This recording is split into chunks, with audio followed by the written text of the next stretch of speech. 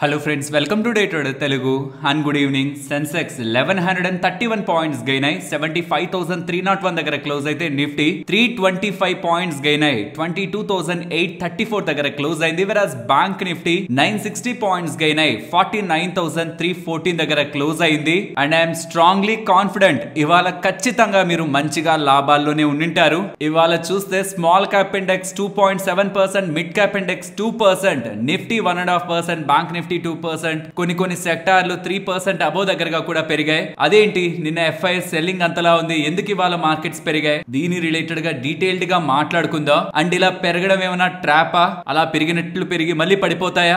దీని రిలేటెడ్ గా కూడా మీకు ఇంపార్టెంట్ గా ఒక టాపిక్ గురించి అయితే తెలియాలి. అది ఇన్ఫాక్ట్ నిన్నటి వీడియోలోనే మాట్లాడాను. ఫ్రెండ్స్, ట్రంప్ గారి టారిఫ్ అన్సర్టనిటీకి ఎలా అయితే గ్లోబల్ గా మార్కెట్స్ పడ్డాయో, యుఎస్ మార్కెట్స్ పడ్డాయో, ఎందుకు వాటిల్లో ఇంకా ఫర్దర్ ఫాల్ కనిపించడానికి బదులు స్టెబిలిటీ కనిపించే అవకాశం ఉంది, అది మన మార్కెట్స్ ని, గ్లోబల్ మార్కెట్స్ ని ఎలా పాజిటివ్ గా టర్న్ చేసే అవకాశం ఉంది. అండ్ ఇది కంప్లీట్ గా నా ఒపీనియన్. జరగచ్చు, జరగకపోవచ్చు. ఏప్రిల్ 2 ట్రంప్ గారు ఏం చేస్తారో నాకు కూడా తెలీదు.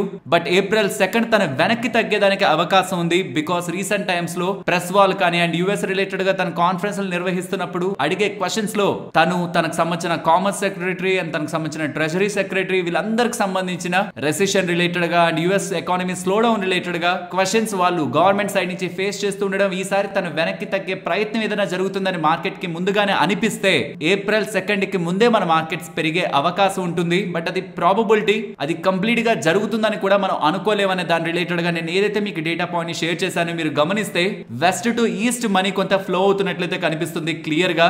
యుఎస్ మార్కెట్స్ ఏం పెద్ద భారీగా పెరగలేదు, but Indian equity markets strong గా పెరిగాయి. లైక్ వైజ్ మీకు ఏషియన్ మార్కెట్స్ కూడా పెరిగాయి. ఏషియన్ మార్కెట్స్ పెరగడానికి ఇంకొక రీజన్ కూడా ఉంది. చైనా వాళ్ళ డేటా రిలీజ్ అయింది, ఇండస్ట్రియల్ డేటా, అండ్ వాళ్ళ ఎకానమీ రిలేటెడ్ గా అది కొంత స్ట్రాంగ్ గా ఉంది. సో దట్ ఏషియన్ మార్కెట్స్ లో ఇంకొంత స్ట్రెంత్ కనిపించింది. బట్ మన మార్కెట్స్ వరకు అయితే యుఎస్ లో ఫాల్ వస్తున్నప్పుడు ఏదైతే మన మార్కెట్స్ లో రికవరీ కొంత స్లో డౌన్ అయిందో, కొంత ఫాల్ అయిందో, అది ఇప్పుడు కొంత బ్యాక్ అవుతున్నట్లు కనిపిస్తుంది. టెక్నికల్ గా చాలా ఇంపార్టెంట్ లెవెల్స్ అబోవ్ అయితే నిఫ్టీ, బ్యాంక్ నిఫ్టీ అయితే వస్తున్నాయి. 20-day మూవింగ్ యావరేజ్ నిన్న కూడా మెన్షన్ చేశాను. చాలా టైం బ్యాక్ నుంచి నేను లెవెల్స్ ని మెన్షన్ చేయట్లేదు, బట్ నిన్న నేను లెవెల్స్ గురించి మాట్లాడాను. నిఫ్టీ, బ్యాంక్ నిఫ్టీ పరంగా 20-day మూవింగ్ యావరేజ్ అబోవ్ వెళ్తుందా లేదా చూడాలని. ఇవాళ అయితే అబోవ్ వచ్చి క్లోజ్ అయింది. For me it's a good thing. But నా కన్సర్న్ అంతా ఇదంతా కూడా ఏప్రిల్ 2 కి ముందే ఏదైతే రీసెంట్ టైమ్స్ లో నెగిటివిటీ ఉందో, ట్రంప్ గారు అంత నెగిటివ్ గా ఉండాలే, కొంత వెనక్కి తగ్గుతారులే అని ఒక ఎక్స్పెక్టేషన్ తో, మరి ట్రంప్ గారు అలానే చేస్తారా, వెనక్కి తగ్గుతారా?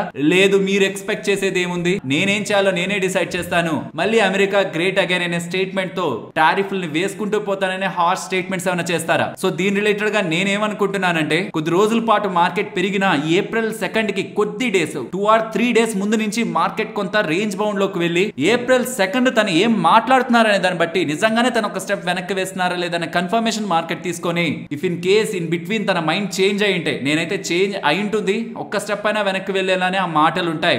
అగ్రెసివ్ గా స్టేట్మెంట్స్ ఉండవని నేను ఏదైతే అనుకుంటున్నాను అలానే కానీ జరుగుతూ ఉంటే మాత్రం దెన్ రీసెంట్ టైమ్స్ లో మార్కెట్ ఏదైతే లో వెళ్ళిందో అదే లోగా అయితే మనకి మారుతుంది.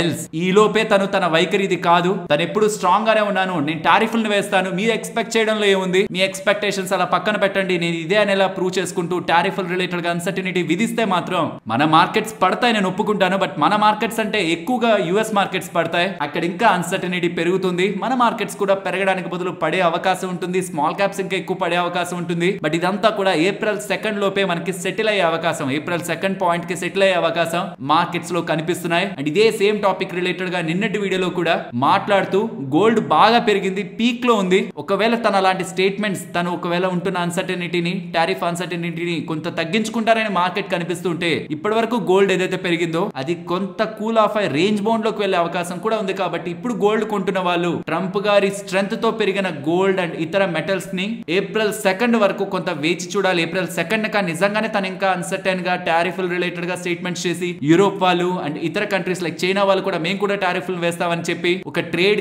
వార్ నడుస్తుందనేలా మార్కెట్ కి మళ్ళీ భయాలు మొదలైతే మళ్ళీ ఈక్విటీ మార్కెట్స్ పడతాయి. గోల్డ్, సిల్వర్ లో ఇంకా బాగా స్ట్రెంత్ కనిపిస్తుందేమో. అలా జరగకపోతే ఎగ్జాక్ట్లీ ఆపోజిట్ జరిగే, ఈక్విటీ మార్కెట్స్ పెరగడం, గోల్డ్ అండ్ సిల్వర్ లో వీక్నెస్ కనిపించే అవకాశం కూడా ఉంటుంది. కాబట్టి ఈ మొత్తం డేటా పాయింట్స్ నిన్నటి వీడియోలో కవర్ చేశాను. అండ్ ఇవాళ మన మార్కెట్స్ లో పర్టికులర్ గా స్ట్రెంత్ కనిపించడానికి కూడా ప్రధానమైన కారణం ఇదే అని నేను అనుకుంటున్నాను. బికాస్ నేను మీకు ఇక్కడ నుంచి కొంత టైం బ్యాక్ బాగా మార్కెట్ లో పడుతున్నప్పుడు కూడా నేను మీకు లాజిక్ చెప్పాను. మార్కెట్ లో పడుతున్నప్పుడు మనం నెగిటివ్ గానే చూస్తాం, బట్ ఇండియా రిలేటెడ్ గా చాలా పాజిటివ్ థింగ్స్ ఉన్నాయి. మన జీడిపి గ్రోత్ 6.2% దగ్గరగా ఉంది. అమాంగ్ ఇతర కంట్రీస్ తో పోలిస్తే one of the fastest fastest growing, inflation 3.61 దగ్గరగా ఉంది, జిఎస్టీ కలెక్షన్స్ రికార్డ్ హైగా ఉన్నాయంటే, డిమాండ్ స్ట్రాంగ్ గా ఉంటున్నట్టే, పవర్ కన్సంప్షన్ స్ట్రాంగ్ గా ఉంది అంటే ఇండస్ట్రియల్ యాక్టివిటీ కూడా బాగుంటున్నట్టే, ఫిజికల్ డెఫిసిట్ తక్కువగా ఉంది. ఫిజికల్ డెఫిసిట్ కానీ కరెంట్ అకౌంట్ డెఫిసిట్ కానీ మన ఇండియన్ ఎకానమీ స్టేబుల్ గా హెల్దీగా ఉందనే సైన్స్ ని తీసుకొచ్చాయి. క్రూడ్ ఆయిల్ తగ్గింది, బాండ్ yields కంపెలింగ్ గా చీప్ బారోయింగ్ నేచర్ ని ప్రెసెంట్ ఇండియాలో 6.75 దగ్గరగా ప్రొవైడ్ చేస్తున్నాయి. PMI growth, industrial growth data బాగుంది. అండ్ వీటన్నిటికి తోడు ఈ రీసెంట్ టైమ్స్ లో డాలర్ ఇండెక్స్ కానీ బాండ్ yields కానీ ఇక్కడ నుంచి యుఎస్ వాళ్ళు బయటకి ఇంకా డబ్బులు తీసుకు వెళ్ళిపోవాలనే సినారియోస్ కంటే అట్లీస్ట్ ఇక్కడ ఉంచొచ్చు అనేలా. అండ్ జర్మనీ వాళ్ళు కూడా డిఫెన్స్ స్పెండింగ్ రిలేటెడ్ గా అగ్రెసివ్ గా వాళ్ళు ప్లాన్స్ తీసుకుంటుండడం, మిగిలిన యూరోపియన్ కంట్రీస్ కూడా అదే పందాలో ముందుకు వెళ్తే యూరో రిలేటెడ్ గా స్పెండింగ్ పెరిగి డాలర్ వీక్ అయి మన రూపీ రిలేటెడ్ గా ఈ రీసెంట్ టైమ్స్ లో ఏదైతే వీక్నెస్ కనిపించిందో అది హాల్ట్ అయ్యే అవకాశం ఉంది. ఈ అన్ని రీజన్స్ తో ఏదైతే ప్రెసెంట్ ఈ మార్కెట్ పడుతుందో మన ఇండియాలో ఉంటున్న ఈ అండర్లయింగ్ పాజిటివ్ థింగ్స్ ఇప్పుడు రిఫ్లెక్ట్ అవ్వకపోవచ్చు, ఇవాళ మార్కెట్ పడుతుంటే రిఫ్లెక్ట్ అవ్వకపోవచ్చు, కానీ ఒక రోజు వస్తుంది ఆ రోజు మార్కెట్ పెరుగుతుంది. నేను మీకు ఆ రోజు ఎందుకు మార్కెట్ పెరిగింది అనేది కూడా ఎక్స్ప్లెయిన్ చేయలేకపోవచ్చు, రియల్ రీజన్ కూడా ఉండదు. ఈ అన్ని పాజిటివ్స్ ఎప్పుడైనా మార్కెట్ లో ప్లే అవ్వచ్చు ఇన్ కమింగ్ డేస్ అనేది ఏదైతే లాజిక్స్ మనం ఇండియా రిలేటెడ్ గా పాజిటివ్ గా మాట్లాడుకున్నామో అవి స్టిల్ ఉన్నాయి. అండ్ ఆర్బీఐ గురించి మర్చిపోయాం, అండ్ ఈవెన్ సెబీ రిలేటెడ్ గా కూడా మర్చిపోయాం. ఆర్బీఐ వాళ్ళు లిక్విడిటీని బెస్ట్ చేయడానికి అంటే ఇంకా ఈజ్ చేయడానికి, ఇంకా మార్కెట్ లోకి డబ్బుల్ని పెట్టడానికి గవర్నమెంట్ బాండ్స్ ని కొంటూ ఓపెన్ మార్కెట్ ఆపరేషన్స్ ని కానీ USDINR $1 billion of $20 billion of swap కానీ, అండ్ సెబీ వాళ్ళు కూడా FPIs తో మాట్లాడతారంటున్నారు. ఇవన్నీ కూడా లాజికల్ గా మన ఇండియన్ థీమ్ లో మార్కెట్స్ ని సపోర్ట్ చేసే అంశాలు. పెరుగుతుందా పెరగట్లేదా అది మన చేతుల్లో ఉండదు కదా. ఏ రోజు బిగ్ ఇన్వెస్టర్స్ కి కొనాలనిపిస్తుందో ఆ రోజు కొంటారు, బట్ వాళ్ళు కొనాలనుకున్న దానికి లాజిక్స్ కావాలి కదా. ఆ లాజిక్స్ ఇవన్నీ. వాళ్ళు ఎప్పుడు కొంటారనేది వాళ్ళ డెసిషన్. మనం అనుకున్నాం కదా అని రేపే కొనాల్సిన నీడ్ లేదు. బట్ ఇవన్నీ ఎప్పుడైతే యాడ్ అవుతూ వెళ్తాయో వాళ్ళ మైండ్ లో కూడా అవి కనిపిస్తాయో, ఇన్ని ఉన్నాయి కదా పాజిటివ్స్ అని, అప్పుడు దెన్ మ్యూచువల్ ఫండ్స్ పక్కన పెట్టుకున్న డబ్బులు, FIS ఇప్పటి వరకు తీసుకువెళ్ళిపోయిన డబ్బులు మార్కెట్స్ లో ఫ్లో అయ్యే టైం వచ్చినప్పుడు ఖచ్చితంగా ప్రతి ఒక్కరు ఇండియన్ ఈక్విటీ మార్కెట్ గురించి మాట్లాడుకుంటారు. And at the same point ఏదైతే ఇప్పుడు నేను చెప్పిందంతా విన్నప్పుడు ఇక మొత్తం డబ్బుల్ని మార్కెట్ లో పెట్టాలి, మిస్ అయిపోకూడదు. ఇండియన్ మార్కెట్స్ స్ట్రాంగ్ గా గ్రో అవబోతున్నాయి, ఇదే మంచి ఆపర్చునిటీ, రీసెంట్ ఫాల్ ఇంకా పెరిగిపోతుంది అనుకోని యుఫోరియాతో మాత్రం షార్ట్ టర్మ్ మీ అవసరాల డబ్బుల్ని మార్కెట్ లో పెట్టకండి. మీరు తెస్తున్న ప్రతి రూపాయి కూడా మినిమం 5 సంవత్సరాలైనా మార్కెట్ లో ఉంచగలగాలి. హిస్టారికల్ గా ఉంటున్న డేటా ప్రకారం అయితే 7 సంవత్సరాల వరకు ఉంచుతున్న డబ్బులకి maximum to maximum equity market లో పెయిన్ అనేది క్రియేట్ అవ్వలేదు. బట్ అట్లీస్ట్ మినిమం ఒక 5 సంవత్సరాలు కూడా లేకుండా షార్ట్ టర్మ్ లో మార్కెట్ పెరిగిపోవడం స్టార్ట్ అయిపోయింది కదా అనే ఫోమోలో మీరు తెస్తే ఎవరికి తెలుసు నెక్స్ట్ 4 days లో ట్రంప్ గారు ఏం స్టేట్మెంట్ చేస్తారో, గ్లోబల్ గా ఏం జరుగుతుందో. అంతా బాగుంటే పెరుగుతాయి మార్కెట్స్ కరెక్టే, బాగాలేకపోతే పడే అవకాశం కూడా ఉంటుంది. ఆ వోలటాలిటీని మీరు షార్ట్ టర్మ్ వోలటాలిటీని మీరు మైండ్ లో పెట్టుకొని డబ్బులు తీసుకురావాలి. అండ్ మిగిలిన అప్డేట్స్ మాట్లాడుకునే ముందు ఇది నాకు చాలా ఇంట్రెస్టింగ్ అనిపించింది. చైనాకి సంబంధించిన కంపెనీనే, బట్ టెక్నాలజీ రిలేటెడ్ గా వీళ్ళు చేస్తున్నది చూడండి. వాళ్ళకి సంబంధించిన ఎలక్ట్రిక్ వెహికల్స్ కంట కార్ ఛార్జింగ్, మీరు బయట వెహికల్స్ ఉంటాయా పెట్రోల్ డీజిల్ వెహికల్స్, దానికి మీరు ఫ్యూయల్ పెట్టుకోవడానికి ఎంత టైం అవుతుందో అంత టైంలోనే కార్ ఛార్జ్ అయిపోయి అలాంటి టెక్నాలజీ ఈవీ ఛార్జింగ్ రిలేటెడ్ గా వీళ్ళు తీసుకొస్తున్నారు. అండ్ అక్కడ స్టాక్ కూడా పెరిగిందండి, అది పక్కన పెడితే ఎంత ఫాస్ట్ గా మారుతుందో చూడండి గ్లోబల్ గా. అండ్ యుఎస్ కి సంబంధించిన రీటైలర్ సేల్స్ డేటా వచ్చింది, అది బాలేదనేలా చాలా వరకు మీకు సోషల్ మీడియాలో కనిపిస్తుంటుంది. బట్ ఫ్రెండ్స్ దాంట్లో ఆటో నెంబర్ ని తీసి చూసారంటే అది బెటర్ గానే ఉంది. ఎక్స్పెక్టెడ్ కంటే వీక్ ఉంది అనుకుంటాం, బట్ దాంట్లో ఆటోని తీసి చూడాలి. మరి ఆటోని ఎందుకు తీసి చూడాలి, ఆటోని కూడా కలిపే కదా గతంలో కూడా చూసుంటాం. అంటే ఈసారి ఆటో రిలేటెడ్ గా చాలా ఫ్యాక్టర్స్ యుఎస్ లో ప్లే అయ్యాయి. పర్టికులర్ గా ట్రంప్ గారు ఎన్నికైనప్పటి నుంచి కూడా వాటి రిలేటెడ్ గా అన్సర్టనిటీ ఉంది కాబట్టి వాటిని కొంత మనం పక్కన పెట్టి చూడాలి. స్టిల్ వాటితో కంబైన్ చేసి చూసినా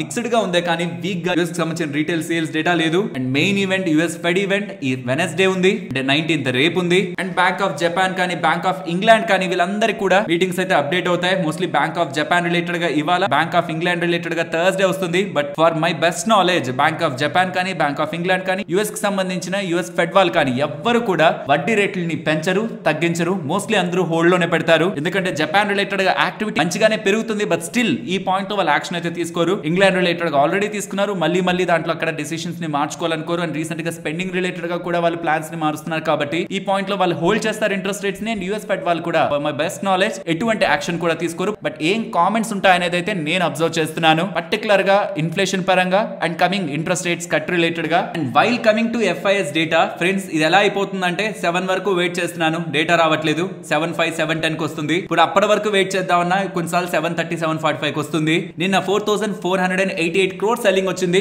ఎందుకంత సెల్లింగ్ జరిగింది అని కొంత డేటా నిన్న IPOs రిలేటెడ్ గా లాక్ ఇన్ రిలీజ్ అయింది కదా, వాటి రిలేటెడ్ గా ఉన్న సెల్లింగ్ డేటా ఉందా అని బ్లాక్ డీల్ బల్క్ డీల్స్ వీడియోలో నేను చెక్ చేస్తున్నప్పుడు మేజర్ డేటా పాయింట్స్ నాకు కనిపించలేదు. ప్రాబబులీ జరుగుండొచ్చు, చాలా IPOs కదా బయటకు వచ్చాయి అంటే లాక్ ఇన్ నుంచి కొంత సెల్లింగ్ అంతట్లో పెరిగి అంత అయ్యుండొచ్చేమో అనిపిస్తుంది. సో ఈ లాక్ ఇన్స్ ఎక్కువగా ఉంటున్న డేస్ లో నెక్స్ట్ March 24th కూడా మంచి లాక్ ఇన్స్ ఉన్నాయి, ఇవాళ ఏం పెద్దగా లేవు. ఇవాళ వస్తున్న డేటాని ట్రూ గానే చూడొచ్చు. 24th ని మళ్ళీ చూడలేం. 24th కూడా ఎక్కువ లాక్ ఇన్స్ ఓపెన్ అవుతున్నాయి. సో కొంచెం సెల్లింగ్ కూడా ఒక 4-5 ఎఫ్ఐఎస్ చేయడం కారణంగా కూడా పెరుగుండొచ్చేమో. సో కాబట్టి ఇలా లాక్ ఇన్స్ ఎక్కువగా ఉంటున్నప్పుడు ఇది మీకు మన వాట్సాప్ ఛానల్లో నిన్న నైట్ మీకు షేర్ చేశాను. ఏ డేట్స్ ని ఎక్కువ లాక్ ఇన్స్ ఉంటున్నాయి అనేది కూడా ఇక్కడ మీరు అబ్జర్వ్ చేయొచ్చు. And coming to our Indian equity market, recent గా వెళ్ళిన మార్చ్ లోస్ నుంచి మీరు చూస్తే నిఫ్టీ ఏమో 850-900 పాయింట్స్ దగ్గరగా పెరిగింది. స్మాల్ క్యాప్స్ ఆల్మోస్ట్ 7% అబోవ్ దగ్గరగా పెరిగాయి. మిడ్ క్యాప్స్ ఆల్మోస్ట్ 5-6% దగ్గరగా పెరిగాయి. ఒక మంచి డీసెంట్ రికవరీ అయితే మనకి రీసెంట్ టైమ్స్ లో కనిపించింది. బట్ స్టిల్ యుఎస్ రిలేటెడ్ గా తను చేసే స్టేట్మెంట్స్ ఉంటాయి చూసారా, అది ఖచ్చితంగా గ్లోబల్ మార్కెట్స్ ని టెన్షన్ లో పెడతాయి. కాబట్టి ట్రంప్ గారి వ్యవహార శైలి కొంత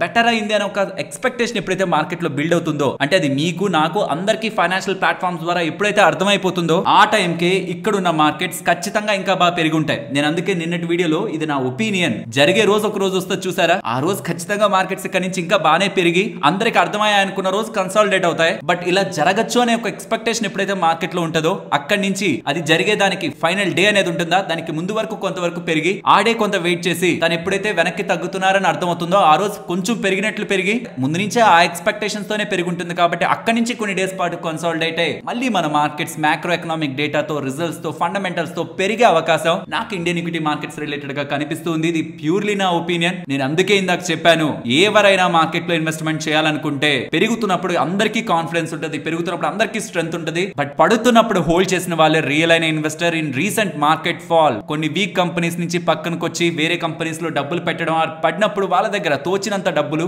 మార్కెట్ లో కంపెనీల్లో వాళ్ళకి నచ్చిన వాటిల్లో పెట్టుబడి పెట్టుకొని మార్కెట్ రిలేటెడ్ గా చిరాకుతో కాకుండా ఓపికతో వెయిట్ చేసిన ప్రతి ఒక్క ఇన్వెస్టర్ కి కూడా ఐ పర్సనలీ సెల్యూట్. అంత ఈజీ అయితే కాదు ఇలాంటి మార్కెట్స్ ఫాల్ ని తట్టుకోవడం. బట్ నేను ఒకటైతే చెప్పగలను, మళ్ళీ మార్కెట్ ఇక్కడ నుంచి ఆల్ టైమ్ హైకి వెళ్ళి మళ్ళీ అక్కడి నుంచి కూడా బాగా పెరిగి ఇప్పుడు ఉన్న మీ నష్టాలన్నీ రికవర్ అయ్యే రోజు ఒక రోజు వచ్చింది అనుకోండి ఫ్యూచర్ లో, ఆ తర్వాత ఎవరైనా కొత్తగా మార్కెట్ లోకి వచ్చి 20-30-40-50% నష్టపోయిన వాళ్ళకి ఖచ్చితంగా మీరు ఒక బెస్ట్ గైడ్ గా, ఇంకే యూట్యూబ్ ఛానల్ కూడా పనికిరాదు, మీరంతా బెస్ట్ మోటివేషన్ అయితే ఇస్తారు. బట్ కొంచెం పేషెన్స్ అయితే ఉండండి. కమింగ్ టైమ్స్ లో ఒకవేళ ఈవెన్ మార్కెట్ పడినా దానికి reason Indian macro economic డేటానా, Indian companies ఒక పర్ఫార్మెన్సా, ఆర్ గ్లోబల్ సినారియోసా, వీటిల్లో ఒకసారి అర్థం చేసుకోండి. ఈవెన్ ఇది మీకు క్లియర్ గా అర్థం కావాలనే అమెజాన్ రిలేటెడ్ గా ఉంటున్న ఇంపార్టెంట్ స్టోరీని కూడా నేను మీకు పెట్టాను. అందులో జెఫ్ బెజోస్ గారు 113 రూపీస్ దగ్గర ఉంటున్న తన అమెజాన్ స్టాక్, $113 దగ్గరగా ఉంటున్న తన అమెజాన్ స్టాక్ $6 దగ్గరగా పడిపోయినప్పుడు 2001లో తన ఇంటర్నల్ బిజినెస్ ని చెక్ చేసుకున్నారని, అక్కడ ఏం చేంజ్ లేదు, స్టాక్ మార్కెట్ లో వచ్చే చేంజ్లకి నేనెందుకు కంగారు పడాలి, ఎలాగో లాస్ట్ కి మార్కెట్ కి నా వాల్యూ ఏంటో తెలిసిన రోజు ఎలాగో నా స్టాక్ ధరను పెంచుతుంది కదా అని నేను పెద్దగా కంగారు పడలేదని, తన వాల్యూ చాలా వరకు కోల్పోయినా తన అలా పేషెన్స్ గా వెయిట్ చేశారు, బిజినెస్ ని చెక్ చేసుకుంటూ వచ్చారని. ఇదైతే తన రిలేటెడ్ గా ఇంపార్టెంట్ స్టోరీ ఉందో అది వీడియో రూపంలో కూడా మీకు మన ఛానల్లో షేర్ చేసే ప్రయత్నం చేశాను. ఇవన్నీ వింటున్నప్పుడు మనకు కొంత కాన్ఫిడెన్స్ వస్తుంది. పడిపోతుంది స్టాక్ ప్రైస్ మాత్రమే బిజినెస్ కాదు, రియల్ బిజినెస్ బయట జరుగుతుంది, రెవెన్యూ సంపాదిస్తున్నారు, మార్జిన్స్ ఉన్నాయి, ప్రాఫిట్స్ ఉన్నాయి, కమింగ్ టైమ్స్ లో బిజినెస్ ఎక్స్పాన్షన్ ప్లాన్స్ ఉన్నాయి. అవన్నీ స్టాక్ ప్రైస్ రియాక్ట్ అయితే మారిపోయేటివి కాదు. కాబట్టి ఈక్విటీ రిలేటెడ్ గా ఫండ్ రైజ్ చేయాలనుకున్న వాళ్ళు, ఈక్విటీ మార్కెట్ రిలేటెడ్ గానే ప్రమోటర్స్ ఉంటారు కొంతమంది, పెరిగితే అమ్మేద్దాం, పెరిగితే వెళ్ళిపోదాం, బిజినెస్ ని గాలికి వదిలేద్దాం అని, అలాంటివి కాకుండా ఉంటున్న ట్రూ బిజినెస్ చేస్తున్న కంపెనీస్ అన్నిటికీ షేర్ ప్రైస్ పడ్డం అనేది ఎటువంటి ఇంపాక్ట్ ని చూపించదు. వాళ్ళ బిజినెస్ రియల్ బిజినెస్ కంటిన్యూ అవుతూ ఉంటుంది, ప్రాఫిట్స్ ని పోస్ట్ చేస్తారు, దానికి తగ్గట్టే స్టాక్ ప్రైస్ కమింగ్ టైమ్స్ లో అప్రిషియేట్ అవుతూ ఉంటుంది. కాబట్టి స్టాక్ పడిందంటే బిజినెస్ పడిందని కాదన్న విషయాన్ని మనం గుర్తుంచుకోవాలి. ఫ్రెండ్స్, ఇలా మార్కెట్ లో ఉంటున్న ఎంటైర్ డేటాను అనాలిసిస్ చేస్తూ కంటెంట్ మీ ముందుకు తీసుకురావడానికి మేము పెట్టిన ఎఫర్ట్స్ మీకు వాల్యుబుల్ గా అనిపిస్తూ ఉంటే మన వీడియోని తప్పకుండా లైక్ చేయండి. అమెజాన్ వల్ల అయితే ఐపీఓతో ముందుకు రాబోతున్నట్లు కనిపిస్తుంది. అమెజాన్ వాళ్ళ గ్లోబల్ బిజినెస్ నుంచి ఇండియా బిజినెస్ ని స్పిన్ ఆఫ్ చేసి పక్కకు తీసి ఇండియాలో లిస్ట్ చేయాలనే ఆలోచనలో అమెజాన్ వాళ్ళు ఉన్నారని, దీనికి తగినట్టు జేపీ మోర్గన్ వాళ్ళతో చర్చలు జరుపుతున్నారని, అంతా బాగుంటే అని ఎందుకు అంటున్నానంటే, ఇండియాలో వాళ్ళు ఒకవేళ స్పిన్ ఆఫ్ చేసి ఇండియాలో ఒకవేళ ఐపీఓకి తీసుకురావాలంటే ఆ మొత్తాన్ని కూడా డేటా లోకలైజేషన్ చేసుకోవాల్సి ఉంటుంది, అండ్ డైరెక్ట్ ఇన్వెంటరీ మెయింటైన్ చేయాలి, గ్లోబల్ సోర్సింగ్ ద్వారా కాదు, అండ్ రెగ్యులేటరీ హర్డిల్స్ కూడా వీళ్ళు ఫేస్ చేయాల్సి ఉంటుంది. ఆల్రెడీ సిసిఐ వాళ్ళు, కాంపిటీషన్ కమిషన్ ఆఫ్ ఇండియా వాళ్ళు, అమెజాన్, ఫ్లిప్కార్ట్ వాళ్ళు కొన్ని మాల్ ప్రాక్టీసెస్ చేస్తూ ఇండియన్ బిజినెస్ కమ్యూనిటీని ఇంపాక్ట్ చేస్తున్నారని స్టీప్ ఆఫర్స్ పెడుతూ, అది కూడా ఒక 2-3 ప్రొడక్ట్స్ తోనే భారీ డిస్కౌంట్లు అనేలా ట్రాఫిక్ మొత్తాన్ని జనరేట్ చేసుకొని ఇండియన్ ఇండియన్ ఆఫ్లైన్ మార్కెట్ వాళ్ళ సేల్స్ ని ఇంపాక్ట్ చేస్తూ రాంగ్ బిజినెస్ టాక్టిక్స్ ని వాడుతున్నారనే ఆరోపణలు కూడా వాళ్ళ మీద ఉన్నాయి. అండ్ ఇప్పుడు వాల్మార్ట్ వాళ్ళకి సంబంధించిన ఫ్లిప్కార్ట్ కూడా ఐపీఓగా రాబోతుందని గతంలో మనకు వార్తలు ఉన్నాయి. కాబట్టి ఈ సేమ్ లైన్ లోనే అమెజాన్ వాళ్ళు కూడా వాళ్ళ ఇండియన్ బిజినెస్ ని పక్కకు తీసి ఐపీఓగా రానున్నారనేలా ప్రముఖ ఫైనాన్షియల్ ప్లాట్ఫామ్స్ లో డేటా కనిపిస్తుంది.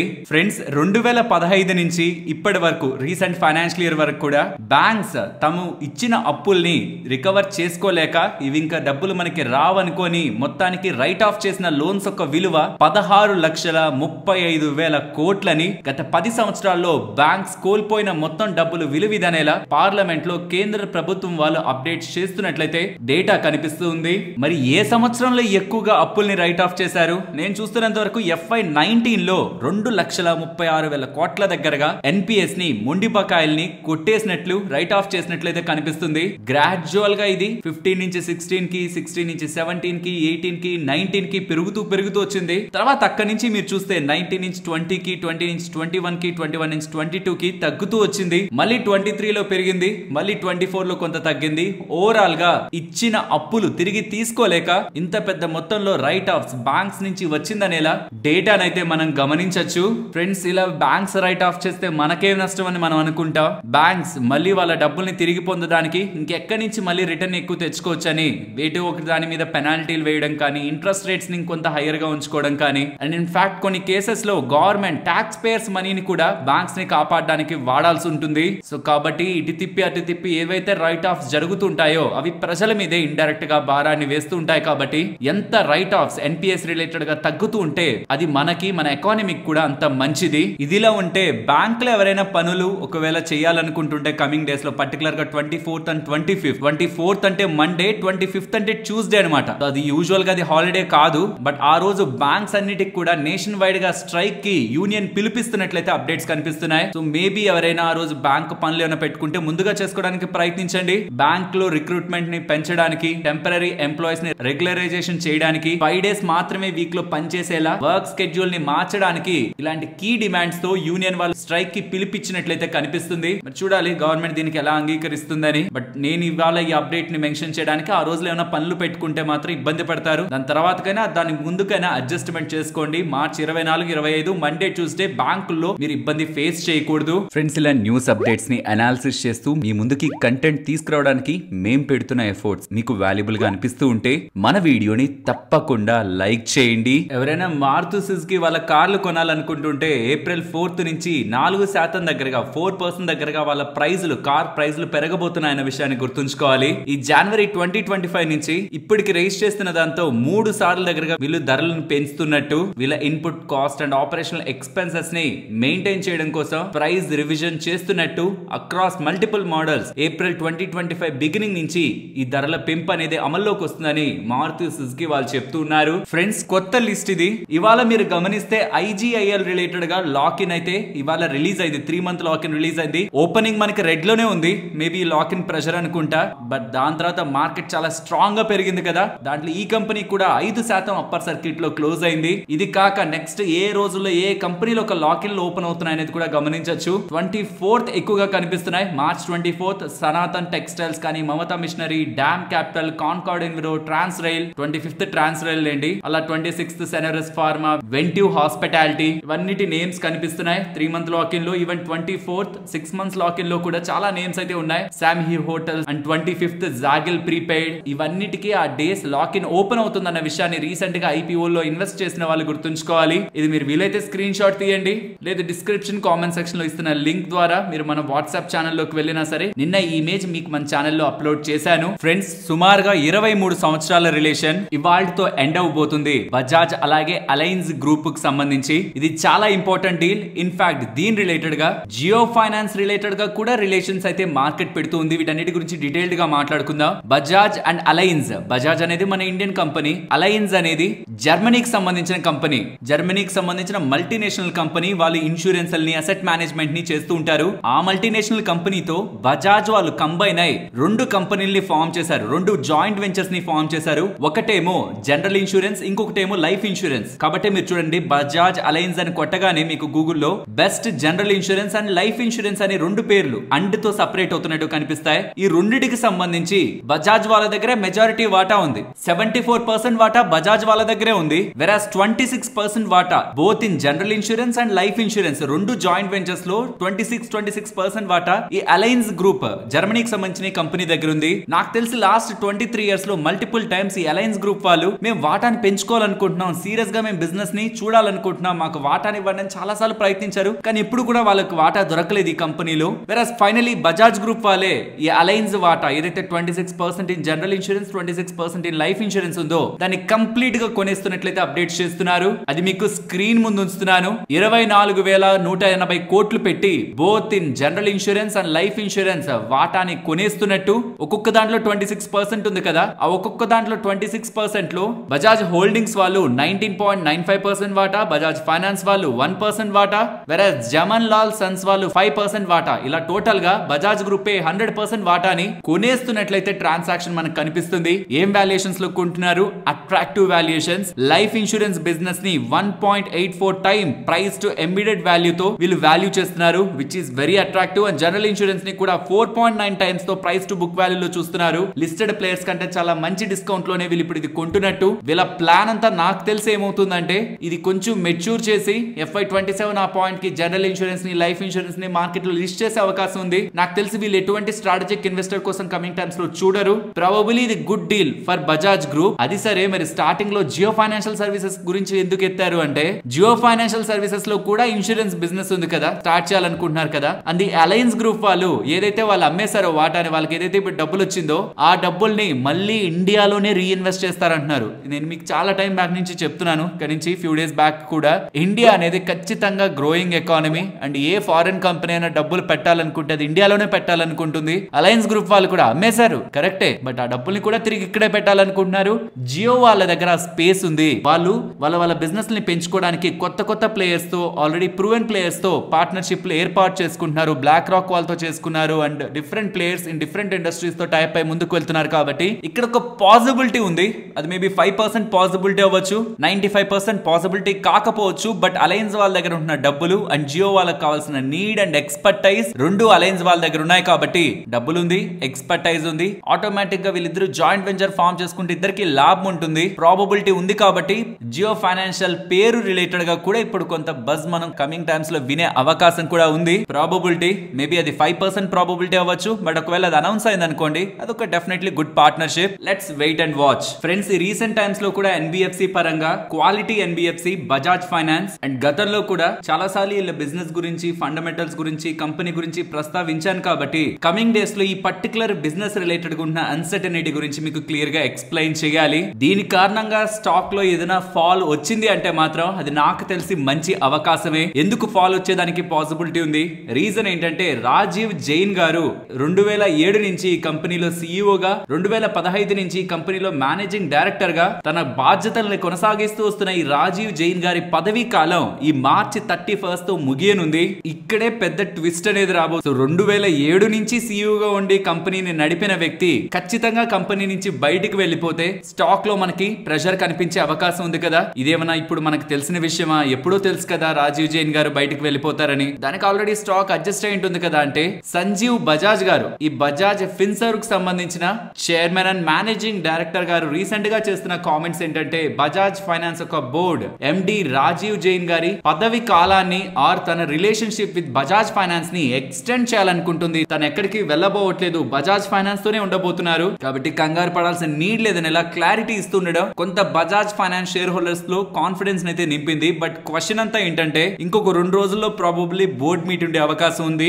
నాకు తెలిసినంత వరకు. ఎల్స్ ఈ ఖచ్చితంగా ఈ మంత్ ఎండ్ లో తను బయటికి వెళ్ళిపోతారు. కాబట్టి అట్లీస్ట్ 1 వీక్ బిఫోర్ అయినా ఖచ్చితంగా వాళ్ళు బోర్డ్ మీట్ పెడతారు. In the best interest of investors నాకు తెలిసి ఇంకొక 48 అవర్స్ లో బోర్డ్ మీట్ ఉండే అవకాశం ఉంటుంది. కాబట్టి ఆ బోర్డ్ మీట్ లో రాజీవ్ జైన్ గారు ఏదో రకంగా బజాజ్ ఫైనాన్స్ తో రిలేట్ అయి ఉంటారు అనుకుంటే మాత్రం దెన్ బజాజ్ ఫైనాన్స్ దానికి చాలా మంచిగా రెస్పాండ్ అయ్యే అవకాశం ఉంది. ఒకవేళ బజాజ్ ఫైనాన్స్ తో ఉండరు కానీ బజాజ్ గ్రూప్ తో ఉంటారు, లైక్ బజాజ్ ఫిన్సర్వ్ తోనే ఉంటారు కంప్లీట్ గా 100% అంటే మాత్రం దానికి బజాజ్ ఫైనాన్స్ లో డిసప్పాయింట్మెంట్ కూడా కనిపించే అవకాశం ఉంది. ఇదంతా కూడా షార్ట్ టర్మ్ ఫినామినా, కంగారు పడకండి. దీని గురించి మల్టిపుల్ టైమ్స్ ఛానల్లో మాట్లాడాను. కాబట్టి ఒకవేళ ఏదైనా స్టాక్ లో సడన్ గా ఒక 5% 10% ఏదైనా కారణాల చేత బోర్డు లో చేంజెస్ చేత ఫాల్ కనిపించిందంటే కంగారు పడిపోయి ఏదైనా జరిగిందేమో అని రాంగ్ స్టెప్స్ తీసుకోకండి. మళ్ళీ ఒకవేళ పెరిగినా దానికి కారణం రాజీవ్ జైన్ గారు మళ్ళీ కంపెనీతోనే ఉంటారన్న ఇన్వెస్టర్ కాన్ఫిడెన్స్ తోనే పెరిగిందన్న విషయాన్ని కూడా ఇన్వెస్టర్స్ ముందుగానే ప్రిపేర్డ్ గా మైండ్ లో ఉంచుకోవాలన్న ఉద్దేశంతోనే ఇవాళ దాన్ని ఇన్ఫార్మ్ చేస్తున్నాను. 2 days లో బోర్డ్ మీట్ ఉండే అవకాశం మాక్సిమం ఉంది. అండ్ అది రాజీవ్ జైన్ గారి రోల్ ఎలా బజాజ్ ఫైనాన్స్ తో ఉండబోతుందన్న దాన్ని బట్టి స్టాక్ ఒక రియాక్షన్ ఆధారపడి ఉంటుందన్న విషయాన్ని మనం గుర్తుంచుకోవాలి. ఫ్రెండ్స్, ఇది ఒక important announcement from Shilpa Medicare. మనకి తెలుసు ఇమ్యూనో ఆంకాలజీ థెరపీ రిలేటెడ్ గా ఎలాంటి క్రేజ్ బయట డెవలప్ అవుతుంది మెడికల్ ఫీల్డ్స్ లో అని. ఈ మధ్య R&D రిలేటెడ్ గా జెనెటికల్ గా కూడా చాలా వరకు టార్గెటెడ్ మెడిసిన్స్ ని ఈ పర్టికులర్ స్పేస్ లో చాలా కంపెనీస్ అయితే ఫోకస్ చేస్తూ ఉన్నాయి. ఇందులో భాగంగా check point inhibitor cancer treatment కోసం చెక్ పాయింట్ ఇన్హిబిటర్ పరంగా డెవలప్మెంట్ కోసం MAB ట్రీ బయోలాజిక్స్ వాళ్ళతో శిల్పా మెడికేర్ సబ్సిడరీ అనేది శిల్పా బయోలాజిక్స్ అనేది టైఅప్ అయిందని, సో దట్ వాళ్ళ clinical trials good manufacturing practices manufacturing కోసం అండ్ శిల్పా వాళ్ళ గ్లోబల్ ఆంకాలజీ ప్రెజెన్స్ ని కూడా ఇందుకు కేటాయించి వాళ్ళొక pure check point inhibitor cancer treatment related గా lung cancer, head and neck carcinoma, blood and immunotherapy related గా ఇష్యూస్ ని సార్ట్ అవుట్ చేయడం కోసం వర్క్ చేయబోతున్నారని ఇలా శిల్పా మెడికేర్ వాళ్ళైతే చెప్తున్నారు. నెక్స్ట్ వేదాంత చైర్మన్ అయిన అనిల్ అగర్వాల్ గారు వాళ్ళ కంపెనీస్ డీమర్జర్ జరగబోతుంది కదా, కొత్తగా 4 companies stand alone resource focused companies form అవబోతున్నాయి కదా, వాటి గురించి స్టేట్మెంట్స్ చేస్తూ షేర్ హోల్డర్స్ కి కొత్తగా క్రియేట్ అవబోతున్న 4 కంపెనీల్లో కూడా షేర్లు వస్తాయని, ఈచ్ ఎంటిటీ అనేది $100 billion బిజినెస్ కి గ్రో అవుతుందని, జాబ్స్ ని పెంచుతూ ఇన్వెస్టర్స్ కి మంచి వెల్త్ ని క్రియేట్ చేస్తూ షేర్ హోల్డర్స్ కి మంచి వాల్యూ ని కమింగ్ టైమ్స్ లో వీళ్ళు క్రియేట్ చేయబోతున్నారని, ఇండియన్ రిసోర్స్ సెక్టార్ అనేది కేవలం 20% ఎక్స్ప్లోర్ అయిందని, ఇంకా ఒక స్ట్రాంగ్ పొటెన్షియల్ ఉంది, మ్యాసివ్ ఆపర్చునిటీ ఉంది, ఎకనామిక్ ఎక్స్పాన్షన్ తో ఇండియన్ రిసోర్స్ సెక్టార్ కూడా గ్రో అవుతుందని అనిల్ అగర్వాల్ గారు వాళ్ళ ఇన్వెస్టర్స్ కి నోట్ నైతే రిలీజ్ చేయడం జరిగింది. నెక్స్ట్ టాటా మోటార్స్ వాళ్ళు వాళ్ళ R&D ని స్ట్రెంథెన్ చేసుకోవడానికి కొత్తగా AI and digital technology related గా సబ్సిడరీని స్టార్ట్ చేస్తున్నారు. Tata Motors digital AI labs limited అనే పేరుతో. ఇది ఏం చేస్తుందంటే ఈ ఆటోమోటివ్ స్పేస్ లో ఈ కార్ రిలేటెడ్ గా అవ్వచ్చు, ఇంకేదైనా టెక్నాలజీ పరంగా అవ్వచ్చు, ఇంకేదైనా కొత్త వాటిల్ని డెవలప్ చేయొచ్చా,